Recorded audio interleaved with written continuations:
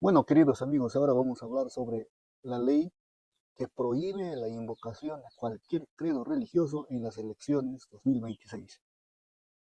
Mucho se ha hablado de este tema y seguramente hay muchos procesos administrativos o sancionadores del Jurado Nacional de Elecciones a algunos o varios candidatos de estas elecciones. Bueno, según lo que creen algunos, Alejandro Muñante, por ejemplo, un congresista, dice que es una ley para prohibir o para perjudicar a ciertos candidatos que son religiosos, que creen en Dios en su campaña. Y sí, hay una gran mayoría de gente que lo cree y lo articula de esa manera.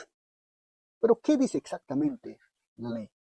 No sé si puedan verlo por acá, pero dice se prohíbe cualquier invocación de credo, ¿no?, religioso de los candidatos. Saber separar una cosa de la otra. No sé si ustedes han escuchado de la teocracia y la democracia. La teocracia son los que creen que son puestos por Dios, los que creen que Dios les puso ahí y ellos tienen que responder a Dios. No tienen que dar cuenta a nadie porque solamente tienen que dar cuenta a Dios. Lo cierto es que la teocracia se ha utilizado muchas veces. Si nos vamos a la Edad Media, en donde la iglesia era la dueña y señora de todo casi, y ella ponía y quitaba reyes, vamos a dar cuenta, cualquier persona conocedor de la historia conocerá que la teocracia siempre ha traído problemas. Ahora, por otro lado, la democracia es el poder del pueblo, ¿no? Es el pueblo cuando decide cómo va a ser gobernado y cómo va a ser su desarrollo.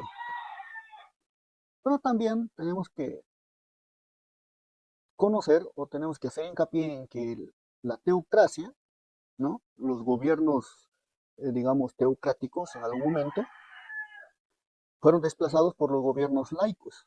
¿Qué quiere decir el gobierno laico? Que no son autoridades eclesiásticas, sino son autoridades puestas por el pueblo, ¿no?, por la gente. Si nosotros pensamos en Israel era un pueblo teocrático, porque los jueces, los líderes y todos ellos eran puestos por Dios, o sea, por Jehová, ¿no? Incluso los reyes eran ungidos por los profetas, ¿no? Y muchas de las veces los que ungían eran los profetas o los sacerdotes, con autoridad. Se habla de Saúl, de David, como el ungido de Jehová, ¿no? Los ungidos de Jehová. Más después eso fue perdiendo, ¿no? Perdiendo, digamos, el sentido, ¿no? Esa práctica llegó a ser de repente tan común que no se hace tanto hincapié en eso. Es el Estado, digamos, de Israel, es un Estado más o menos que se trató de hacer un Estado que beneficiara a la humanidad y que todos daban cuenta de lo que hacían. Entonces, no voy a discutir temas netamente, digamos, de Israel, porque eso ya pasó. Estamos en un tiempo distinto, como les decía, diferente. Pero eso no quita que muchas de las veces los reyes de Israel, muchas de las veces hicieron arbitrariedades, hicieron cosas malas delante de Dios. Y tuvieron que dar cuenta, obviamente, a Dios. Pero los gobiernos laicos también cometen, ¿no?, dictaduras, cometen cosas malas, hacen cosas malas. Entonces no vamos a entrar tanto a discutir si es mejor tener un gobierno teocrático o un gobierno democrático. Pero lo que tenemos que entender es que el Perú es un gobierno laico, no es un gobierno teocrático. Pero la historia ha mostrado que cada vez que el político, la autoridad o el gobernante pierde legitimidad democrática, se basa muchas de las veces en la teocracia para legitimarse en el poder, para supuestamente alcanzar, digamos, una legitimización. Ahora, ese tiempo pasado y ahora, en este tiempo, tenemos una corriente de pensamiento de los líderes que se enfocan mucho en Dios, ¿no? Que se enfocan mucho en Dios. Y bueno, eso desde hace mucho tiempo, ¿no? Hay gente que ha hecho lo que yo llamo la instrumentalización de la fe, ¿no? La instrumentalización de la fe para diferentes motivos. por un político puede ser para legitimarse en el poder, legitimar una dictadura o un gobierno de facto, ¿ok? Para conseguir votos de las iglesias, conseguir votos de los hermanos, de la gente que cree en Dios, para desobedecer a las autoridades terrenales. Porque dices, pues yo simplemente no le temo a nadie, solamente temo a Dios. Pero sabes, la historia, cuando nos remontamos a los Estados Unidos, en inicios, querían formar un segundo Israel en Estados Unidos. Querían tener autoridades, o sea, que la iglesia gobernara, gobernara con autoridades civiles, ¿no? De pronto se dieron cuenta que la iglesia utilizaba el poder civil para perseguir a los que no estaban alineados a sus ideas. La iglesia que escapó de Inglaterra, que escapó de Europa, de la persecución, llegó a Estados Unidos, o sea, los protestantes, y estaban prácticamente cayendo en el mismo círculo vicioso. Y es ahí en donde elaboraron algunas de esos, ¿cómo se llama? Enmiendas, ¿no? Por eso en Estados Unidos, claro, no ha habido cambios constitucionales, pero se ha habido enmiendas, que son muchas, ¿no?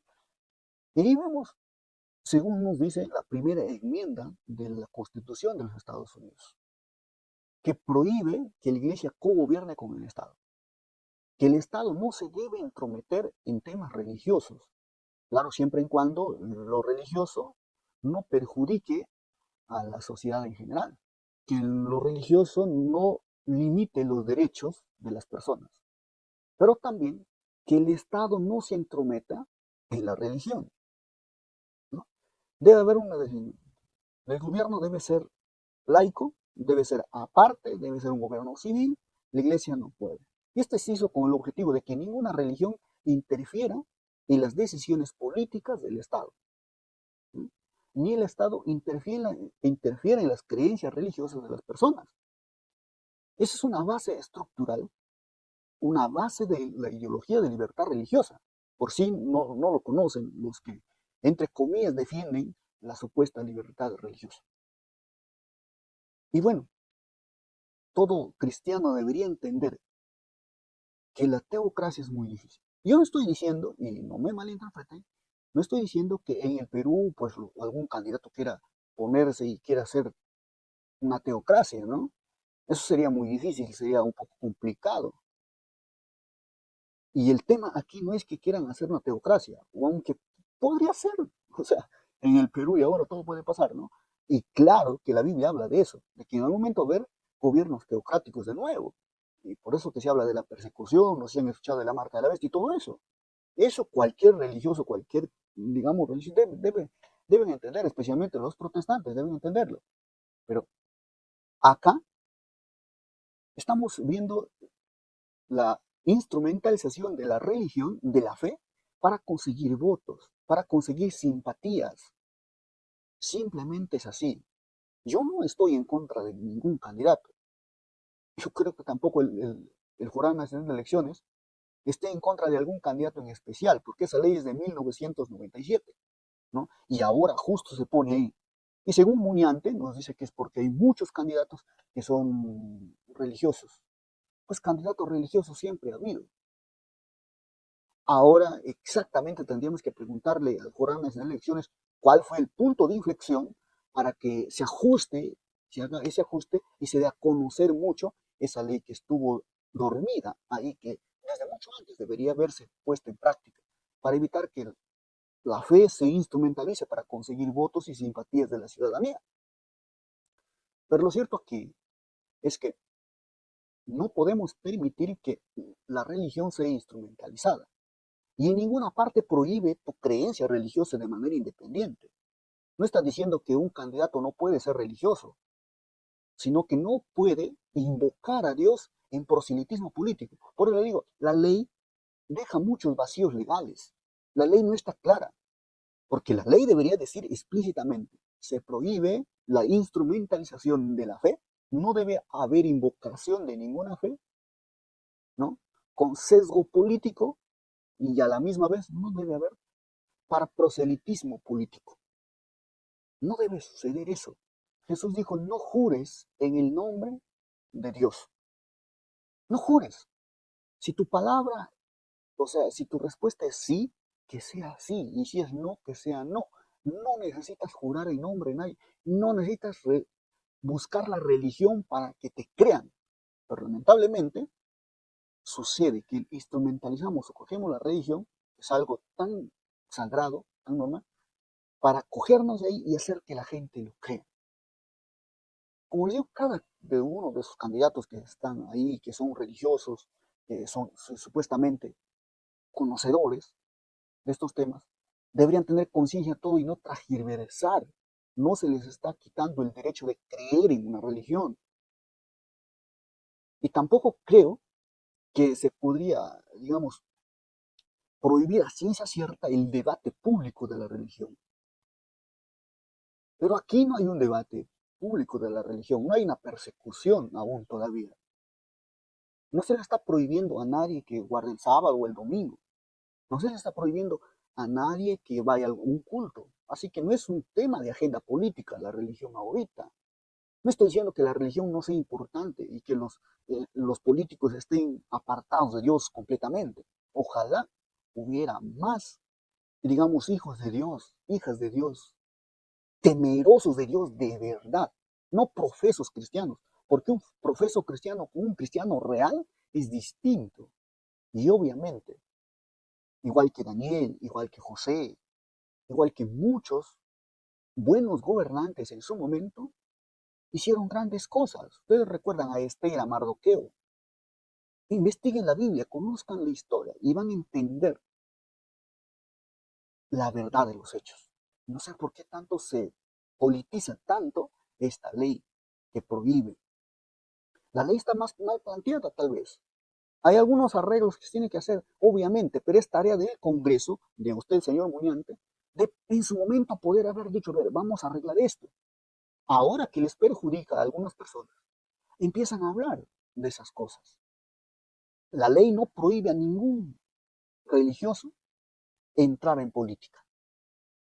No prohíbe, solo prohíbe que no invoques en política. Ya me puedes decir, pero es muy difícil, ¿no? Es muy difícil que un doctor deje de hablar medicina, o un profesor de clases, o un cantante que hable de música. Y así que un religioso es imposible que deje de hablar religión. Sí, la ley puede estar mal planteada, como les digo, pero tampoco vayamos al otro extremo de politizar tanto esto y llevarlo, digamos, al extremo de que me están arrebatando mis derechos y los derechos humanos y de todas esas cosas.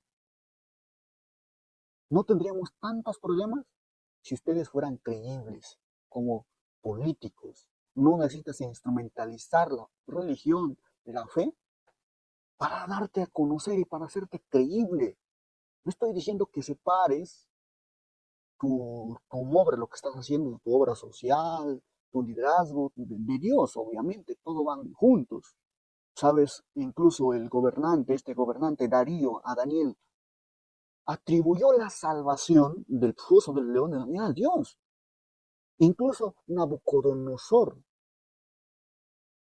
cuando vio a los jóvenes que no se quemaron en el horno, mandó un decreto en todo, que no se profane el nombre de Dios.